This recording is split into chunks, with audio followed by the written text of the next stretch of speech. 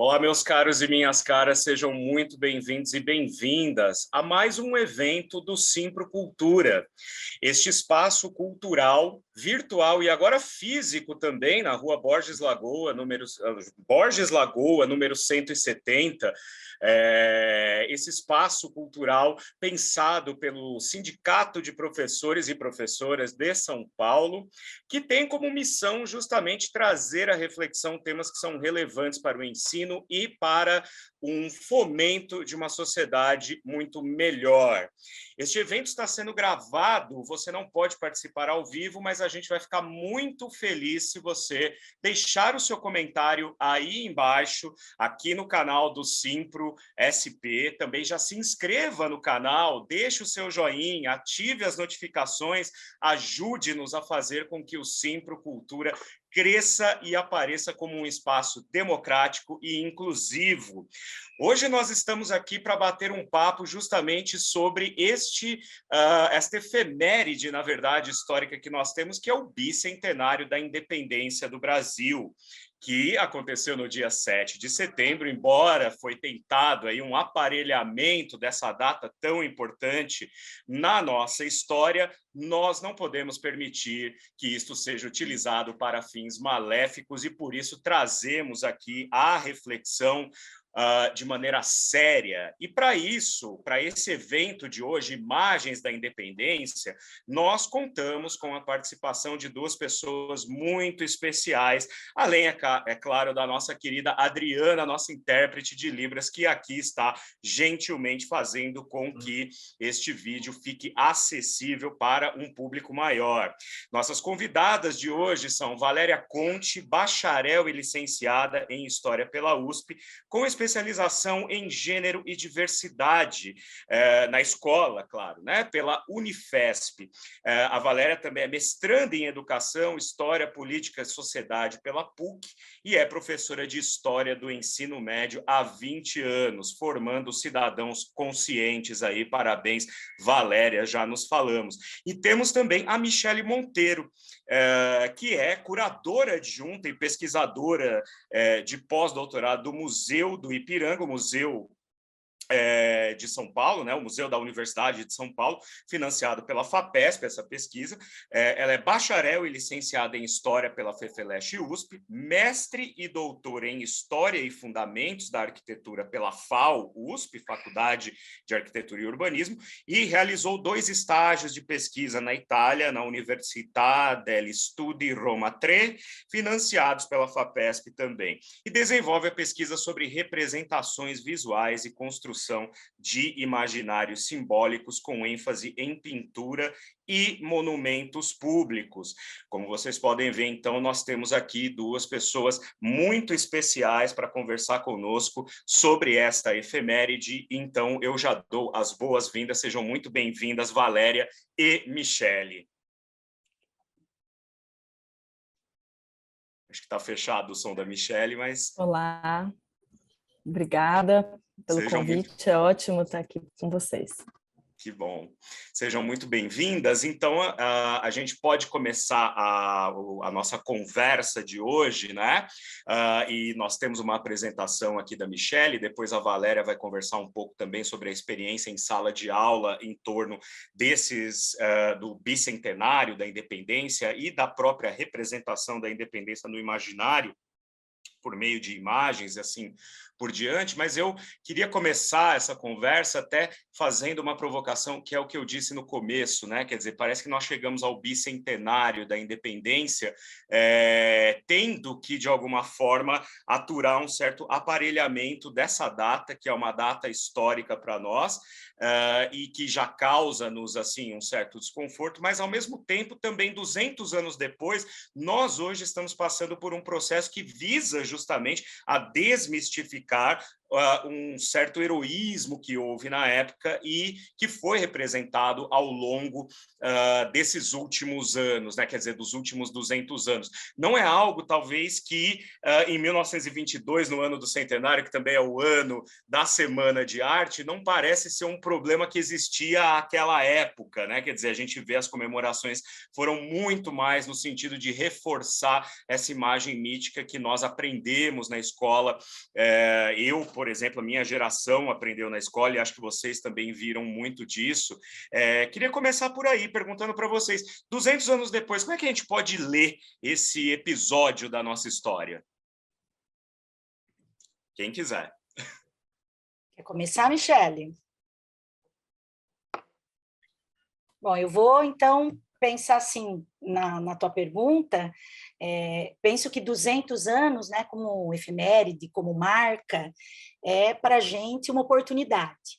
Então, isso para pensar a sociedade, isso na educação, isso na escola, muitas coisas boas foram produzidas, muita pesquisa tem sido produzida, e de fato dialoga com o que você colocou. Questões que não eram postas ganham luz, e isso precisa fazer parte das discussões nos espaços, na escola, ou nos diferentes espaços de saber, em casa também. Eu vejo que há esse duplo sentido, esse duplo movimento, né? Ao mesmo tempo que nós estamos 200 anos num governo autoritário, queiramos depois discutir que conceito lhe cabe, né? Mas num momento muito complicado politicamente, em todas as esferas, que transformou, que sequestrou o evento para uma festa celebratória de um coração que vem de Portugal, enfim, né? Não colocando a data como uma possibilidade de reflexão do que é ser brasileiro, de que Brasil que a gente está falando, de que independência é essa e para quem. Ao mesmo tempo que muita coisa boa foi produzida, então, e tem sido produzida. Essa pesquisa, o próprio acho que trabalho que a Michele vai trazer, acerca do imaginário que se construiu e da própria ideia do grito, do independência ou morte. Então, acho que ele tem esse duplo sentido, e a gente tem que agarrar e pegar isso como uma oportunidade. Eu acho que as efemérides são sempre oportunidades de reler os acontecimentos históricos, né? Então, o 7 de setembro é uma data que foi, assim como qualquer fato histórico, construída ao longo de anos, né? No sentido de transformá-la num grande evento de ruptura. Acho que, nesse sentido, a pintura do Pedro Américo serviu como um suporte para se pensar a independência, né? Como criar um imaginário mesmo, né? E acho que as efemérides são sempre releituras disso, né? Então, em 1922, no centenário, houve releituras sobre o 7 de setembro, e agora o bicentenário a gente faz uma releitura que eu acredito que é muito mais crítica, pelo menos a partir do meu ponto de vista, né? Sobre entender como foi a construção dessa data, e no meu caso da pintura. Muito bom, então a gente pode pegar um gancho justamente a partir disso, porque originalmente quando nós pensamos essa conversa, a ideia era de fato colocar em perspectiva a pintura do Pedro Américo, né?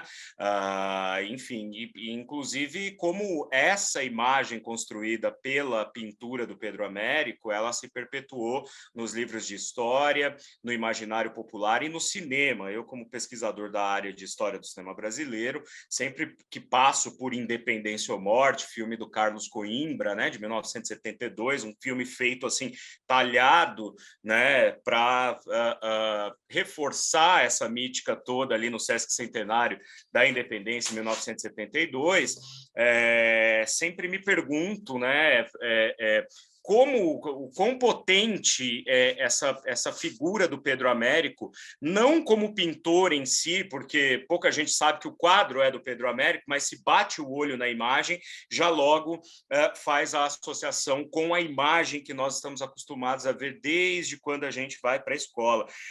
E a Michele parece que tem aqui, então, uma apresentação muito interessante para mostrar para a gente em relação relação a essa imagem, então eu peço licença à Valéria. Michele, se você quiser compartilhar conosco aqui, fique à vontade para fazer sua exposição.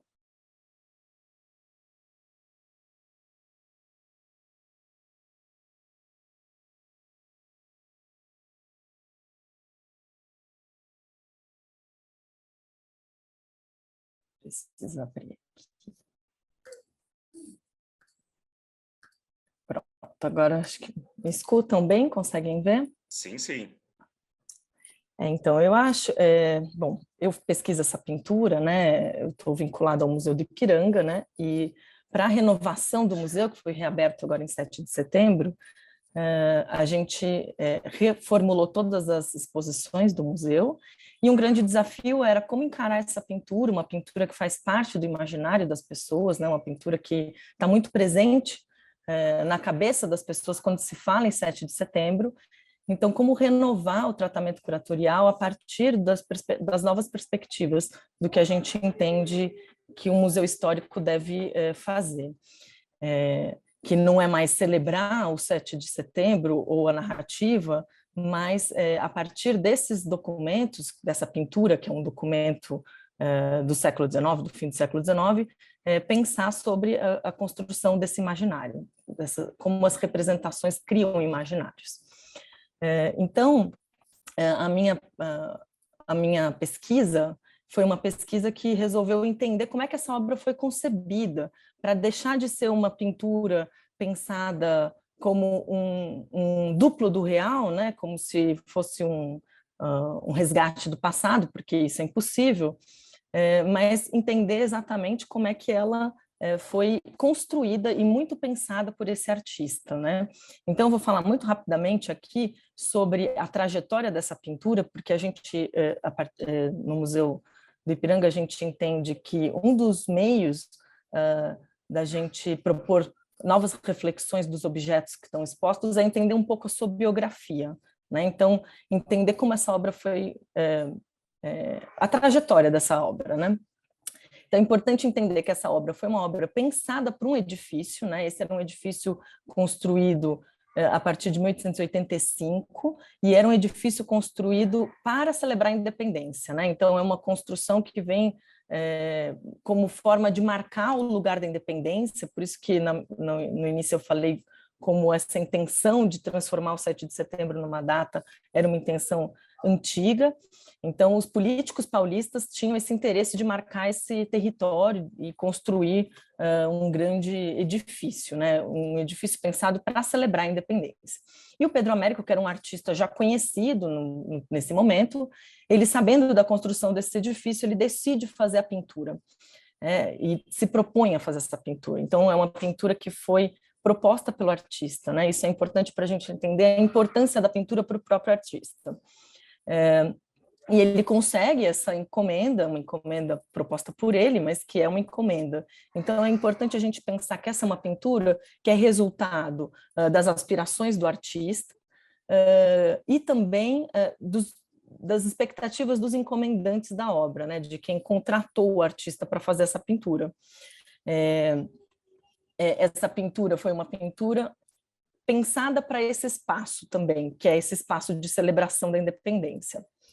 É uma pintura que eu não sei se todos sabem, mas ela foi feita na Itália, né? O artista ele tinha um ateliê na Itália, então assim que ele conseguiu a encomenda, ele foi para Florença, elaborou essa pintura. Ele fez a pintura entre 1886 e 88, e a primeira exposição da pintura foi feita na Academia Imperial de Belas Artes, na Academia Real de Belas Artes de Florença, na presença do próprio imperador Dom Pedro II, né? Não só do imperador do Brasil, como outros monarcas europeus que estavam naquela região naquele momento. Então, isso mostra que a pintura tem muita relação com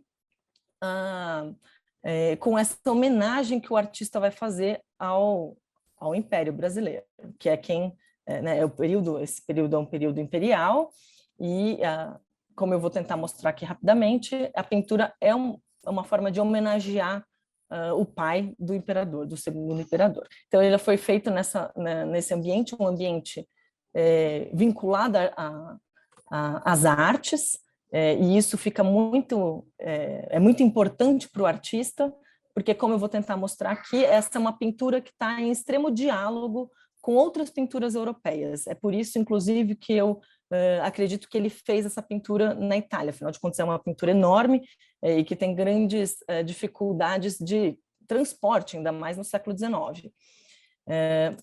E ele vai para a Itália, ele faz essa pintura lá como meio de se projetar.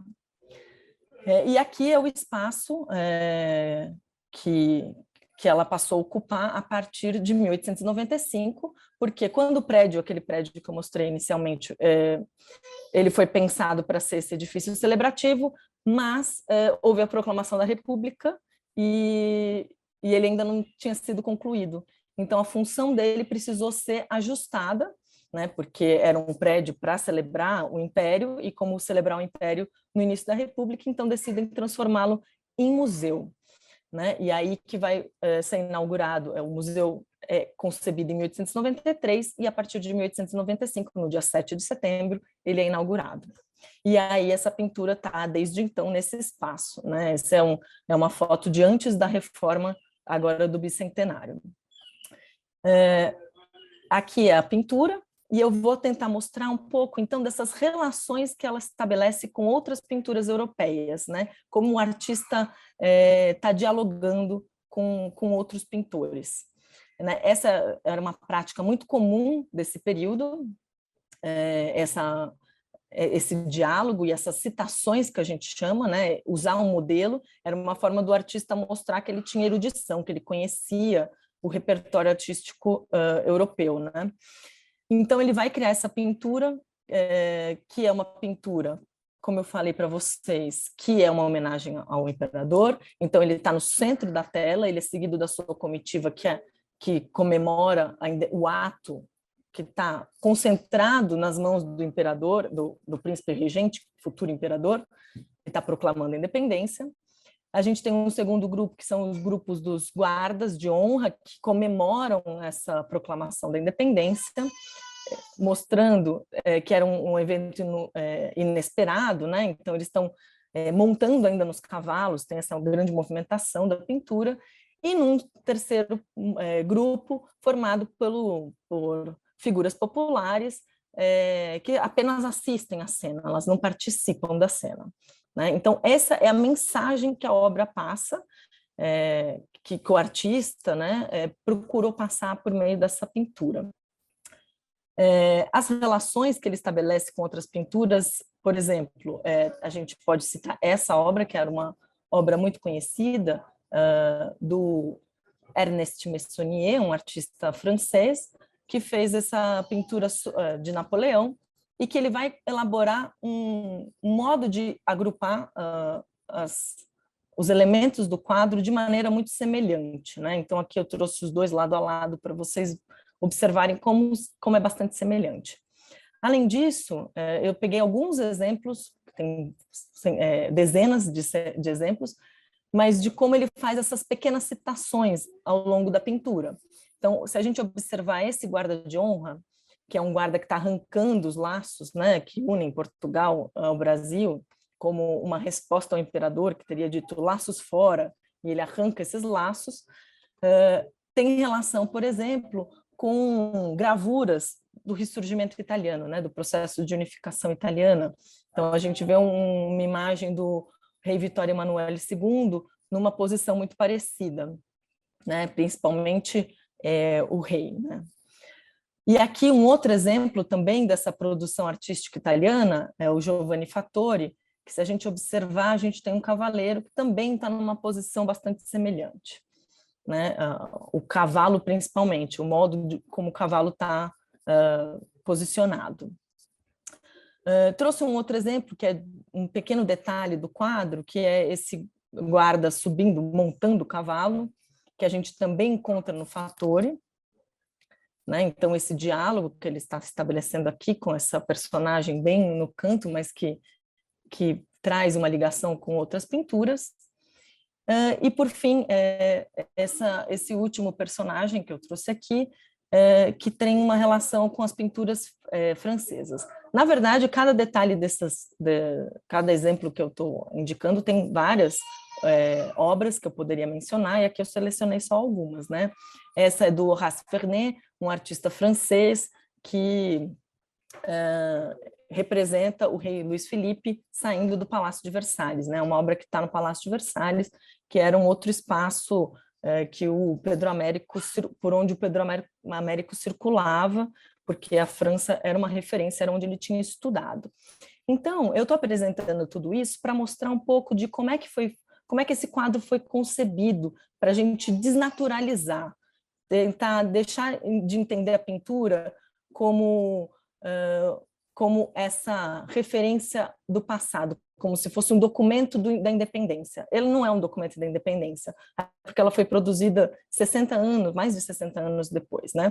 Ela é um documento de como a independência foi imaginada no final do século XIX. E eu acho que mostrar um pouco dessa concepção da pintura, dessas referências da pintura, nos ajuda a perceber que é uma pintura que foi muito planejada pelo artista e que tem outras funções, para além de apenas representar o 7 de setembro. Tem a função de mostrar, por exemplo, quem era esse artista e como ele era um bom artista e como ele tinha um grande repertório artístico, enfim. Mas essa pintura, como a gente estava comentando aqui, ela acabou se tornando a grande referência do 7 de setembro. E o motivo pelo qual ela se tornou essa imagem que vem à memória de muitas pessoas quando a gente fala em 7 de setembro é o fato dela ter sido extremamente difundida. Ela circulou por muitos espaços. Então, ela circulou, por exemplo, no espaço da cidade. 100 anos depois da independência, foi feito um monumento à independência próximo ao museu, e o artista que venceu essa concorrência, um artista italiano, ele decidiu representar o 7 de setembro, né, o grito, com uma referência ao quadro, né? Não é exatamente igual, mas qualquer um que passa por aí, por lá, lembra do quadro do Pedro Américo. Então, é um espaço que o quadro acaba conquistando na cidade. Um outro espaço da cidade que ele conquista é, a partir da década de 30, houve uma reforma da Faculdade de Direito e vitrais foram colocados na faculdade e, de novo, essa imagem aparece, né? Então, essa imagem aparece na cidade e faz com que eu sempre, de alguma forma, me lembre dela. E ela não está só na cidade, ela está em objetos do cotidiano. Então, ela entra na casa das pessoas. Entra na casa das pessoas por meio de objetos como um cartão telefônico, ou como uma tapeçaria, né? Ou como essa peça de madeira. Então, são exemplos de como essa imagem foi extremamente difundida. E quando ela é extremamente difundida, ela acaba sendo naturalizada, né? E acaba não se questionando a respeito dela. E o nosso esforço é justamente agora inverter essa lógica e entender como ela passou a fazer parte do nosso imaginário. E, para concluir aqui minha grande fala, eu termino com o livro didático, porque o livro didático é por onde ela foi muito difundida e se tornou a grande referência do 7 de setembro. Esses livros didáticos, por muito tempo, e muitos deles difundiam essa imagem atrelada ao capítulo sobre a independência, então reforçando como a imagem sendo um documento da independência e não como um documento da construção de uma memória da independência, né? Enfim, existem vários outros exemplos, mas eu acho que a gente pode finalizar aqui com essa reflexão sobre como essa imagem é extremamente difundida em livros didáticos e como ela, então, acaba entrando na cabeça das pessoas desde muito cedo, né, no período escolar. Muito obrigado, Michele. A Michele termina, então, mostrando aí a imagem de um livro didático, né, fazendo esse retrospecto todo, e é um belo gancho para falar, então, com a Valéria, que tem, como eu falei no começo ali, lendo a mini bio dela, mais de 20 anos aí em sala de aula de experiência, Valéria, fala para a gente, então, como você vê essa representação justamente a partir do livro didático, da metodologia, da pedagogia, e como tem sido isso ao longo dos últimos anos, e principalmente como você vê isso ao longo da sua trajetória enquanto professora. Primeiro, obrigada, Michele, agradecer, né, essa super aula. Eu quero muito depois que os meus alunos assistam e acompanhem, porque eu acho exatamente que é esse o movimento que nós, na escola, devemos fazer, né? E como, dentro da área das ciências humanas, o nosso papel sempre é desnaturalizar, né? Provocar, tirar do lugar para refletir, de fato, né, o que é esse país que a gente vive. Então, eu procuro, e aí posso falar pelas minhas colegas também, esse é um movimento de pensar a educação e pensar a disciplina História, na área de História, trabalhar com documento. E como é que a gente faz, e como é que eu fiz um pouco esse trabalho nesses 200 anos como uma oportunidade ainda mais de desnaturalizar e de conversar e de fazer essa conversa passado-presente. Primeiro que, de fato, a pintura, ela forja, né, ela constrói esse imaginário do brasileiro, da brasileira, de uma forma geral, da independência. E esse é um grande problema, porque se você analisa a obra sem fazer a sua crítica, né, ela impossibilita você pensar como é que o processo da independência se dá e de todas as forças que estão envolvidas. Então, o quadro ajuda a construir uma ideia de um grande evento de ruptura, né, de uma grande transformação que se inicia no Brasil com Dom Pedro I, alçado a herói do movimento. Ao fazer isso, evidentemente, ele contribui para você né, apagar outras experiências, outros movimentos que aconteceram em todo o Brasil. Ela ajuda a construir uma coisa que a gente fala muito isso, e a Lilian Schwartz fala muito, essa história sudestina, né, centrada em São Paulo, o próprio museu que reforça e que, de certa forma, apaga, né, o papel do movimento das mulheres, da própria experiência da Maria Leopoldina, na ajuda do processo. Então, o quadro, de certa forma, cristaliza, e o que a gente tem que fazer exatamente na escola é partir dele e desconstruir, e provocar, e perguntar, né? Primeira coisa que tem que ficar clara, e que a gente faz isso na escola quando trabalho com documento imagético, né, iconográfico, é pensar que ele é produzido em outro tempo, que é o que a Michele trouxe, né? Então, ele não é produzido como retrato da independência, e mesmo que o fosse, né, mesmo que qualquer pintura, ela seria uma idealização, ela seria a construção de um grupo de pessoas que tinham interesse. Então, quando a gente trabalha o documento iconográfico, a gente traz esses movimentos, né? Ele é construído para celebrar a monarquia, exatamente no momento que a monarquia já não vive os seus anos de glória, né? Ela já está em crise, mas ele exatamente nessa encomenda, nessa conversa do artista com Dom Pedro II, né, e traz uma homenagem ao pai, né, como o grande idealizador da independência. Então, essa é a grande questão, né? Se você parte do quadro para desnaturalizar, é trazer exatamente a ideia de que ele não é produzido como no seu tempo, mas sim a posteriori, e que produzido nesse outro tempo, que tempo é esse? Né, que você precisa esclarecer com os alunos e alunas.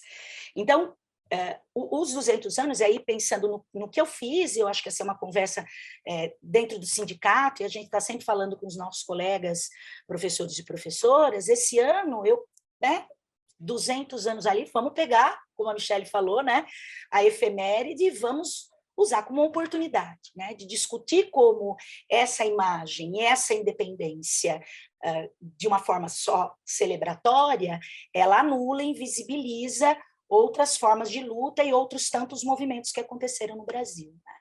Então, o que eu acabei fazendo com os meus alunos, e aí eu queria só aproveitar para mostrar que o interessante é que o livro didático, ele pode ser usado exatamente para desconstruir.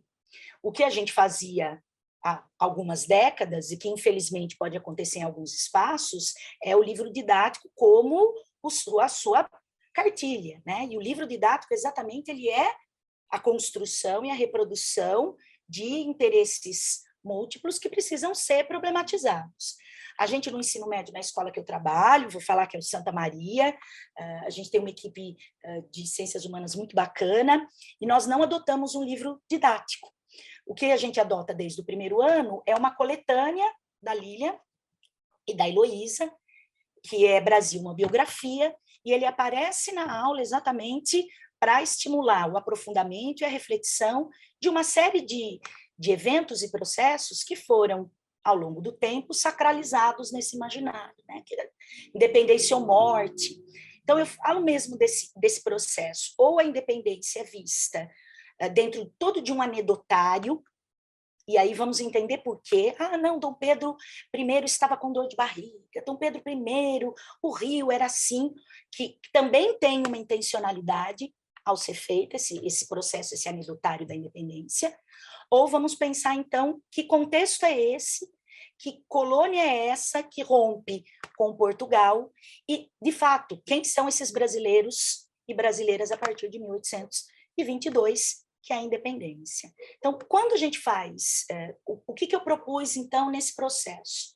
A leitura do capítulo, de alguns capítulos do livro, então, uma leitura em sala, uma leitura entre colegas, compartilhada, ora líamos conjuntamente, ora a leitura era pessoal e silenciosa, que vai apresentando esses outros agentes, né, esses outros grupos que tiveram um papel importante no processo, né?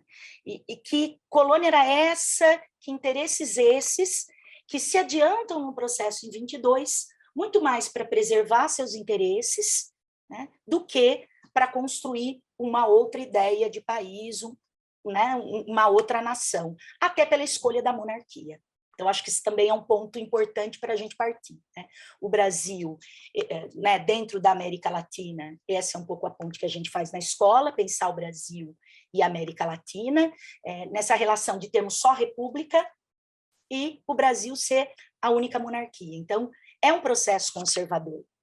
Mas ele não foi o único processo, ele não foi a única tentativa, não foi só a elite agrária que né, se adiantou e fez. Havia e há inúmeros agentes tentando e atuando na sociedade. Então, nessa leitura com autoras de referência, que não são leituras simples, mas também não são impeditivas de um aluno ou uma aluna de ensino médio fazer. A gente tem que também um pouco desconstruir a ideia de que o nosso aluno e aluna ali não é estudante capaz de fazer uma leitura, né, de um livro que tenha um pouco mais de densidade, né, para se apropriar também desses conceitos e dessas discussões.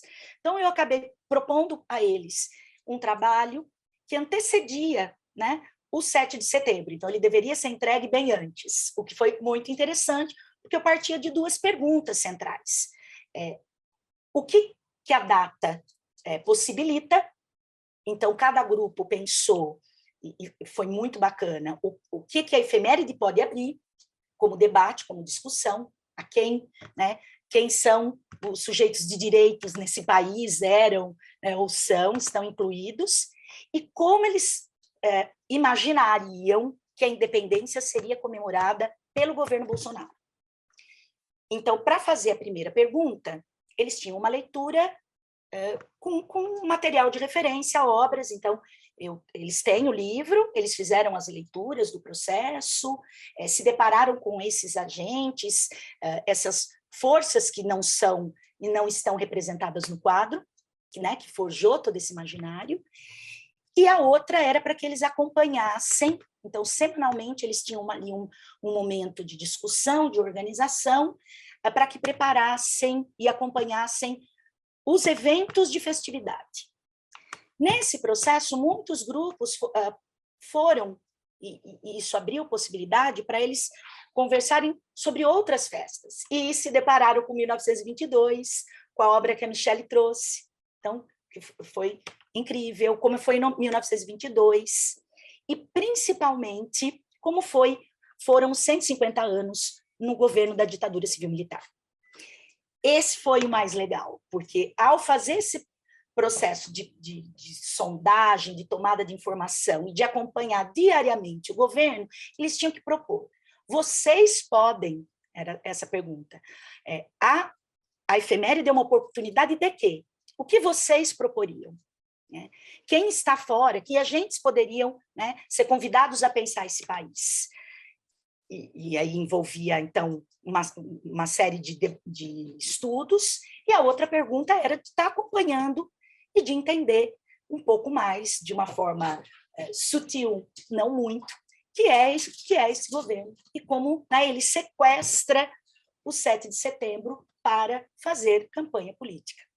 Então, ficou muito claro no trabalho, e eu não fui incisiva, eu disse, aqui não é um trabalho de nenhuma forma, um julgamento desse governo, eu não quero nada que não seja dentro de uma linguagem formal, que não seja conceitual, vocês precisam referenciar, vocês precisam trazer dados, né?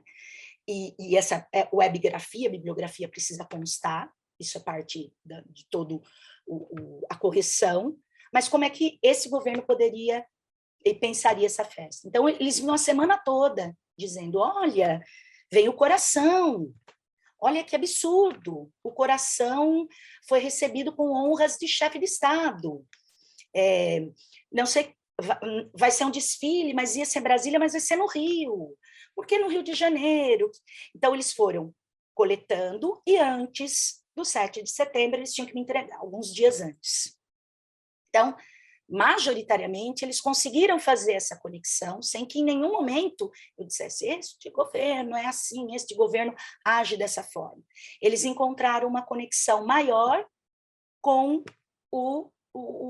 a efeméride dos 150 anos, que é quando o corpo de Dom Pedro vem, e quando o Estado também mobiliza recursos, e quando a festa, né, a gente está falando de imaginário, ela ganha um caráter muito mais militarizado. Porque diversos eventos históricos, e esses eventos de efeméride não eram festas militares, né? Eram eventos civis, eram festas de rua, e comemoravam-se pessoas de diversos grupos. E quando nós temos um governo assumidamente, uma ditadura civil-militar, ele militariza o movimento. E também celebra este quadro desta forma, independência ou morte. E eu acho que a Michelle também pode conversar comigo sobre isso, um uso de Dom Pedro quase como um militar, né? Traz essa figura de Dom Pedro I, do uniforme, então essa ideia de celebrar um soldado, que em muito combina, e ao longo do curso você vai trabalhando diferentes referências e documentos, eles rapidamente conseguem reconhecer muito da pintura francesa e muito do imaginário de Napoleão. Mas isso acontece, e eu volto a falar, porque há esse diálogo entre o que está sendo produzido na pesquisa e a vontade dos professores e da educação de que isso faça parte da escola, e que isso seja um conhecimento oferecido para esses alunos, né? Nós, professores e professoras, nós somos também produtores de conhecimento, mesmo muito fora da universidade, quando a gente pensa como levar para eles, como levar para essas meninas e meninos essa produção, como desnaturalizar esse processo. Então, nós trabalhamos, assim, a equipe em si trabalha para trazer à luz o documento, entendendo quando ele é produzido, que momento ele é produzido, quem eram os agentes, quais os interesses, e nesse percurso eles foram fazendo conexões passado, presente, né? Presente, passado, presente. Então, 1922 aparece, aí 1972 aparece, Garrastazu Médici aparece, e essa militarização do evento. E, ao fim e ao cabo, eles vão reconhecendo Napoleão, né, o soldado Napoleão, o Jacques-Louis David como grande referência desses pintores, né, do Pedro Américo, esse estilo neoclássico, então, essas pinturas de grandes atos heróicos que ajudam a forjar uma identidade. Então, a escola, ela tem, de fato, ela deveria ter e deve ter esse compromisso, né, de desnaturalizar, de trazer à luz essa discussão. Foi um momento importante, ele não se encerra, né? E eu brinco com eles que existe o vestibular, esse é um assunto que pode rondar, mas não é essa a questão, né? Como é que a gente continua aceitando que este quadro, que esta ideia, que este Dom Pedro é a figura? E, ao mesmo tempo, também não fazer o paralelo do jocoso, do anedotário, e o melhor é entender para quê e por quê, quem o faz. Eu acho que essa é a grande questão. Então, acho que falei um pouco da minha contribuição nesse trabalho, e aí a gente bora bater um papo agora.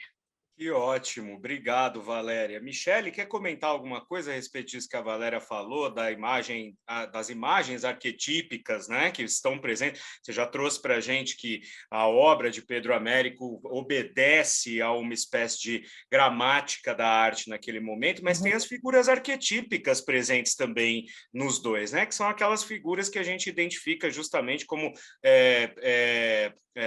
autoridade, ou como a Valéria falou, né, tentando trazer um ar de militar, né, para o príncipe regente e tal. Quer comentar um pouco a respeito? Quero sim. Enfim, eu tentei ser rápida na minha fala e várias pontas ficaram soltas, foi ótimo, porque te ouvindo agora... Oi? E aí, te ouvindo... Pode ficar à vontade. Tá bom. E aí, ouvindo a Valéria, eu fiquei pensando em várias coisas que eu deixei de falar, mas foi ótimo que você falou e eu fiquei repensando aqui. Eu acho que é importante a gente destacar aqui que essas pinturas de história são sempre idealizações, né? São produtos do século XIX, sobretudo, e do início do século XX, então são sempre representações heróicas, né, dos acontecimentos. Então, a pintura do Pedro Américo não é uma exceção, né? Ele segue essa regra, e essa regra que segue regras acadêmicas, né? Então, o que eu tentei trazer aqui é essa pintura como resultado também dessas regras acadêmicas, né? E que responde às questões do seu próprio tempo, né? Você falou da questão anedótica, né? Eu acho que essa pintura e esse evento muitas vezes é indicado, né? No sentido de, não, tá tudo errado, não era assim. E não é essa a questão, porque o artista sabia disso tudo, mas ele está criando uma imagem idealizada. O objetivo dele é criar essa imagem idealizada, né? E aí você fez essa referência ao militar, e é corretíssima, no sentido de que ele cria, no meu ponto de vista, né, um quadro de batalha sem batalha, né? Existia uma produção artística francesa, principalmente, muito forte das batalhas, né? O Pedro Américo já tinha feito a Batalha do Havaí, a Batalha de Campo Grande, que são grandes representações que ele criou, e aí ele cria a independência como uma batalha sem batalha, né? Porque existe esse movimento que lembra um quadro napoleônico, né? Esse quadro do Meissonier foi apontado à época que o Independência ou Morte foi criado, já foi indicado como uma referência, né? Que é também um momento não é exatamente a batalha, né? Aquele quadro também é um momento posterior à batalha, mas que se remete a esses guardas, né? Esses soldados que estão em batalha. Então, é exatamente isso, e transformar o príncipe regente nessa figura heróica, né? A semelhança do Napoleão, né? Então, aquele quadro do Meissonier é um quadro que diz da glória do Napoleão, que é uma batalha que ele ganhou importante, que transformou ele num grande... foi um momento de glória, né, do Napoleão. Então, é essa a ideia que está por trás do quadro do Pedro Américo, né? Transformar o príncipe regente nessa pessoa que concentra a ação e a decisão e exclui a população que está ali só observando, não participa, não, né? E diz muito respeito a esse momento, como você mencionou também no início da sua fala, de fim do Império, da necessidade do Império se afirmar, né? Que é totalmente diferente de outras representações. Por exemplo, não sei se vocês separaram, mas naquele imagem do livro didático tinha uma outra representação, né? Do René Moreau, né? Do René Moreau, que é uma representação criada num outro momento, que tem um pacto com a sociedade, porque é o momento que o imperador Dom Pedro II acabou de se tornar imperador com o golpe da maioridade, então precisava desse pacto. Então, é uma coisa muito mais de constituir, de ter uma relação com a Constituição, de ter uma relação com a sociedade, né? se remete até a uma questão divina do imperador como uma vontade divina, mas pactuado pela sociedade. Né? Então, são leituras, né? Então, um feito em 1844, outro feito em 1888, por artistas diferentes e com lugares de exposição diferentes, porque o quadro do Morro vai ficar no Senado do Império. Então, também é um lugar, né, destinado ao cidadão. Então, o cidadão está presente ali de alguma forma, né? Então, acho que assim, é importante né, ter essas leituras da imagem, dessas imagens, essas leituras críticas da imagem, né? E o que eu queria fazer de ressalva eu falei do livro didático como sempre ilustrando, mas não é sempre que ele ilustra, né? Inclusive, o exemplo que eu trouxe, muito possivelmente ele não estava ilustrando, porque ele estava com a imagem do Morro, então talvez justamente questionando essa construção, né? E eu acho assim, achei super interessante ouvir a sua fala de como você lidou com esse processo esse ano, que é um ano tão carregado de simbologias, né? E eu acho que é muito bom saber dessas iniciativas de outros olhares e de pegar essas pinturas, seja Independência ou Morte, ou seja outras, né? Estou falando a partir do meu ponto de vista, claro, né? Porque eu estudo isso.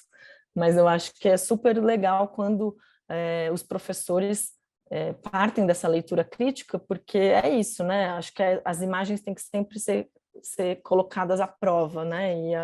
E serem questionadas, porque senão a gente se deixa levar por questões que a gente está sendo levado agora, né? De absorção de coisas acriticamente, né? E sobre 22 eu poderia aqui falar mais um monte, mas acho que eu vou abrir espaço para você. 22 e 72, né? Que é do Pois monumento. é, pois é, Então, verdade. Quer fazer algum complemento, Valéria? Eu ia lembrar mesmo do Morro, né? Porque quando a gente está falando de olhar essa obra de forma crítica, uma coisa que todos os alunos, é muito, muito legal quando esses quadros são colocados em contraposição, né, em que momento ele é construído. Segundo o reinado, tentando se reafirmar em 44, em 88, exatamente quando ele, em 1888, quando ele está em crise, é uma outra leitura. Mas eles achavam muito interessante, os alunos, esse popular Brasil.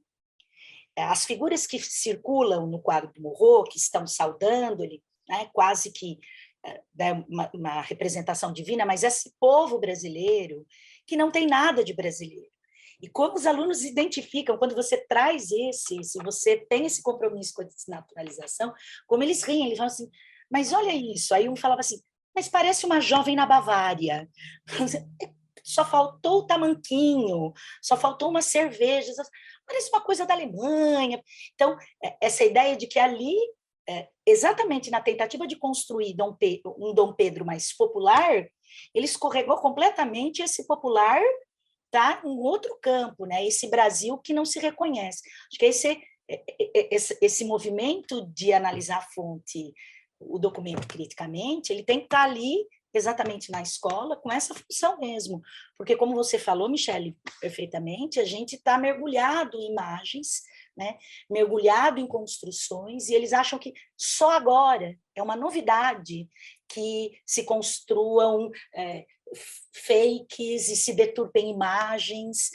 Eu cito, né, um processo que eu acho que é interessante, de construção do próprio imaginário de Dom Pedro II, em oposição a Dom Pedro I. Então, você tem toda uma preocupação de quem fica com a guarda e de como ele vai ser apresentado à sociedade brasileira como alguém mesmo jovem, muito mais maduro que Dom Pedro I. Então, você acha que é só agora que o outro estava lá fingindo que come pão com leite condensado, ali, guardadas todas as proporções? O que a gente precisa fazer é se perguntar, né, olhar com outros filtros, com mais filtros cada vez mais, né? Que é o que a gente tem vivido. Com certeza. Eu vou até aproveitar, então, falando nisso, né, e mostrar aqui um frame do filme Independência ou Morte, que eu selecionei para a gente poder discutir um pouco, acho que está aparecendo para vocês. Olha, parece o quadro do Pedro Américo, mas, na verdade, é um frame, né, um still do filme Independência ou Morte, de 1972.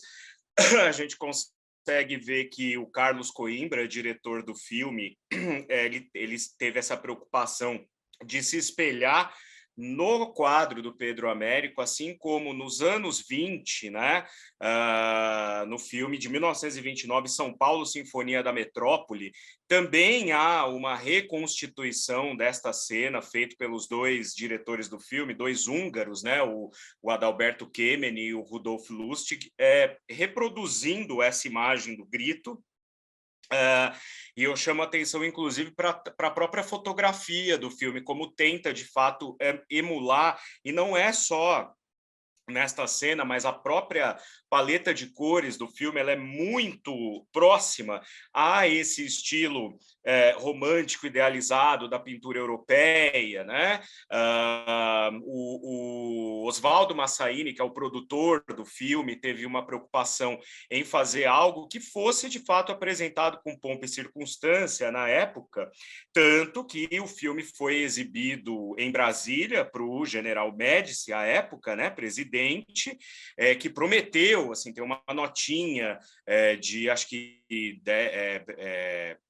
do começo de setembro, não sei se é antes ou depois da data de 7 de setembro, mas uma notinha no Estadão dizendo que o General Médici assistiu ao filme e ficou tão encantado que ele ia recomendar a censura, que era algo, né, normal na época, né? Quer dizer, na época a censura era o feijão com arroz do dia a dia, assim, das produções artísticas, em todos os âmbitos, né? Ia recomendar que a censura baixasse de 10 anos para a censura livre, né? Aumentando, obviamente, aí o raio de alcance do filme, e, por outro lado, também legitimando o filme como uma exaltação dessa imagem do herói, do Dom Pedro militar, né? Desse civismo exacerbado, né? Eu não sei se a gente poderia, de repente, conversar um pouco a respeito do que foi o Sesc Centenário, né, do ponto de vista das comemorações, haja visto que a gente estava ali no auge, né, da ditadura civil-militar, então serviu como uma luva, na verdade, essas ações. O Massaini, como produtor de cinema, obviamente deve ter visto aí uma grande oportunidade de lucro nas bilheterias, ele que era um produtor de cinema no sentido que poucos produtores de cinema foram no Brasil, aquele cara que ele tinha uma visão do mercado cinematográfico que era bastante pragmático, ele produziu O Pagador de Promessas, que ganhou a Palma de Ouro no Festival de Cannes, produzia comédias populares, né? Antevendo justamente o sucesso dos astros e estrelas que poderiam gerar receita para a Cine Distri, que é a produtora dele, e ele vem trazer aí para a gente um Dom Pedro I que muito esteticamente, muito mais bem engendrado do que o próprio, né? E trazendo um casal que à época era um casal que despontava para o grande sucesso, sobretudo na televisão, que era o meio de comunicação mais consumido pela massa, né? Que é o Tarcísio Meira e a Glória Menezes, né? O que vocês acham dessa configuração que é dada ao evento a partir do filme Independência ou Morte naquele momento? Quem quiser. Quer falar, Michele? Pode começar.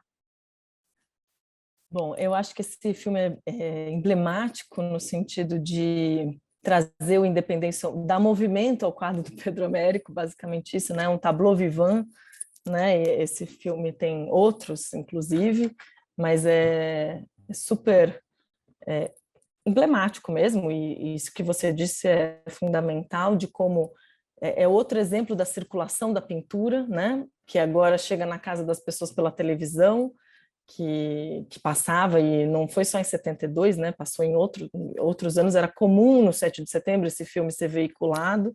Então, quando criança, nos anos 80, ali era todo ano, era exibido em algum canal esse filme. Todo ano. Né? Então, eu acho que é essa forma de fato, essa imagem ser naturalizada, né? E, enfim, sendo 1972 é um ano também bastante central, né, nessa tentativa de construção, né, de uma narrativa histórica, etc., que seja, de alguma forma, que responda às questões, né, daquele momento. E acho que esse filme vem como um exemplo, né? Enfim, não sei, acho que é isso. Muito bacana. Valéria? Quando ela falou quadro em movimento, foi exatamente o que eu pensei, né? Porque, como eu também sou anos 80 vítima, tá? Total vítima dos anos 80, então todos os filmes passaram, dos piores, assim, os clássicos, a gente assistiu, e ele é tão interessante que ele também ele é realimentado pela TV, até quando se quer fazer uma leitura crítica, que na verdade é totalmente despolitizada, né? Que é quando a Rede Globo se compromete a fazer determinados seriados e novelas, falando que agora nós vamos revelar a verdade do movimento. O Dom Pedro I é sempre um galã, e minhas alunas morrem de rir, porque eu falo ou é o Cauã Raymond ou o outro, que Caio Castro, eu sei o nome também porque sou professora, então não tenho esses nomes, e eles são retomados como essas figuras viris, esse soldado que o Pedro Américo ajudou a construir, essa imagem que nunca acaba, né, que continua sendo realimentada, e mesmo no sentido de que, então, agora vamos fazer algo diferente, ela é totalmente enviesada e despolitizada, e ela continua alimentando um imaginário de um Dom Pedro jovem, tomado de paixões, que se coloca à defesa do Brasil, que abandona a pátria portuguesa. Quando você desnuda isso, os alunos, é muito interessante. Você fala assim, olha, mas ele voltou, inclusive, ele virou rei de Portugal. Como assim? Parece que o mundo... Como assim? Não, ele abdica para manter exatamente também a monarquia e volta e ainda vira rei de Portugal. Então, esse imaginário, mesmo quando ele é no jocoso, no anedotário, ele ainda insiste em alimentar esse homem viril, soldado tomado de vontades e desejos que vai libertar o Brasil do jugo português. Muito bom. Veja só, né? Nosso tempo ele voa, né? A gente está quando o papo tá bom, mas eu ainda queria fazer uma última pergunta, né? Para a gente poder se despedir desse papo maravilhoso e muito informativo, que é o seguinte: a gente falou muito aqui das representações que de um lado a gente tem esse anedotário, né? Ah, Dom Pedro, ele na verdade estava com disenteria, ele não estava montado num cavalo maravilhoso, porque um cavalo nem conseguiria subir a serra daquela forma, ele estava numa mulinha. E do outro, a gente tem essa construção do super-herói viril e assim por diante, cunhado muito ao gosto da institucional, né? Do ponto de vista da pesquisa, no caso da Michelle, do ponto de vista do ensino, no caso da Valéria, como é que vocês enxergam que a gente pode chegar a um meio termo, pensando que a história vai ser sempre algo fabulado, né? Pensando que a história vai ser sempre algo construído, mas como é que a gente pode chegar a um meio termo aí para tentar, de alguma forma, quem sabe daqui no próximo, né, daqui quando forem os 300 anos, que já não estaremos mais aqui, alguém ter alguma ideia, de fato, do que da forma como as coisas podem ter, de fato, acontecido e que, de maneira, a gente pode enxergar isso sem olhar para um quadro que militariza o imperador e fica com um certo... nossa, tudo é militar, ou então, o nosso imperador estava com disenteria, tal. Como é que vocês enxergam isso do ponto de vista da pesquisa, do ensino, para daqui para diante? Começo de novo? Pode falar. Bom, eu acho que...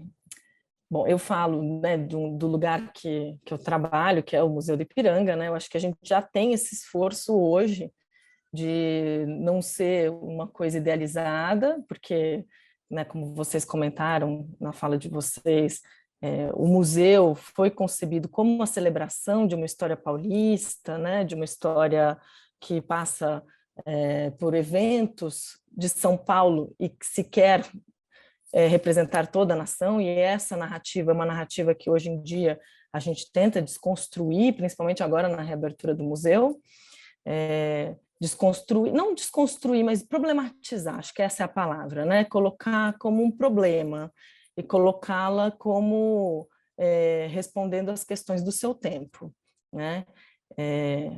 Enfim, e o quadro do Pedro Américo se inclui nessa narrativa, porque é a sala onde acaba essa narrativa construída pelo Toné, que foi um dos diretores do museu, né? Então, eu acho que, assim, eu acho que esse é o nosso esforço diário, né, de tentar encontrar esse meio termo. Eu enxergo a história como sempre o olhar, são as questões do nosso tempo que fazem com que a gente olhe o passado, né? Então, as questões do nosso tempo nos fazem olhar para esse passado de maneira totalmente diferente do que o Pedro Américo e as pessoas do século XIX e os historiadores do século XIX olhavam para o passado, né?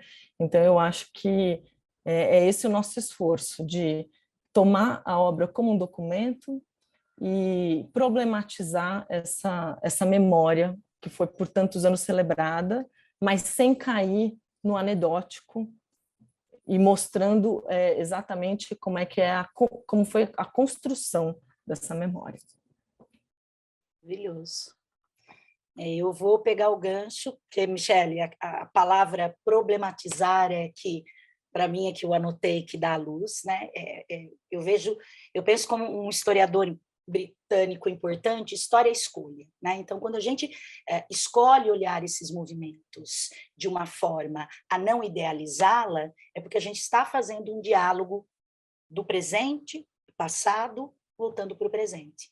Então, essas questões que foram mobilizadas nos 200 anos também foram um esforço muito grande de gente que está fazendo uma luta política contra esse sequestro do evento. Então, ele também diz respeito, quando a gente olhar daqui a anos e forem estudar o que foi feito nesses 200 anos, que fique claro que havia no Brasil um tipo de governo que tentou emular um tipo de festa e que, ao fim e ao cabo, usou essa festa como um motor político para se preservar no poder. Então, eu acho que não há... O que eu chamaria de meio termo, na verdade, é não idealizar a independência, não trazê-la como um evento que rompe com os laços de Portugal e apresenta ao mundo o país das maravilhas, mas problematizar esse processo, né? Que vozes foram excluídas, que grupos desejaram e foram silenciados, e porque isso é também uma escolha, um processo de você se colocar no mundo politicamente como uma escolha. Muito bom. Queria muito agradecer a presença de vocês, Michele Monteiro, parabéns pelo seu trabalho no Museu Paulista, Valéria Conte, parabéns pelo seu trabalho em sala de aula com a geração vindoura, não é? Preparando aí essa nova geração que há de nos salvar, assim espero, não é? E agradeço também muito a Adriana Venancino aqui, que esteve conosco fazendo deste trabalho, palmas para a Adriana aí, fazendo desse trabalho super bacana, levando acessibilidade à nossa audiência, não é? Agradeço também ao Ronaldo e à Tati, que estiveram aí como os nossos anjos de guarda nos bastidores enquanto gravávamos aqui este bate-papo. E, claro, a direção do Simpro, convidando vocês para que conheçam o trabalho do Simpro Cultura. Como eu falei, já estamos com o nosso espaço físico na Rua Borges Lagoa 170, estamos com uma exposição chamada Ausências, né? Junto com o Núcleo de Memória, uma bela exposição que tem como tema justamente os desaparecidos políticos, os presos políticos que desapareceram, e essa memória toda que foi o tema dos eventos de setembro. Como eu disse, esse programa foi gravado, mas você pode e deve deixar o seu comentário aí embaixo sobre o que você achou da nossa conversa, se você já viu o filme Independência ou Morte, já foi ao Museu Paulista agora depois de reaberto. Deixe o comentário, se inscrevendo aqui no canal, deixando o seu joinha, compartilhando, para que a gente possa fazer crescer este trabalho do Sindicato de Professores e Professoras através do Simprocultura. Muito obrigado e até o nosso próximo evento. Tchau, tchau.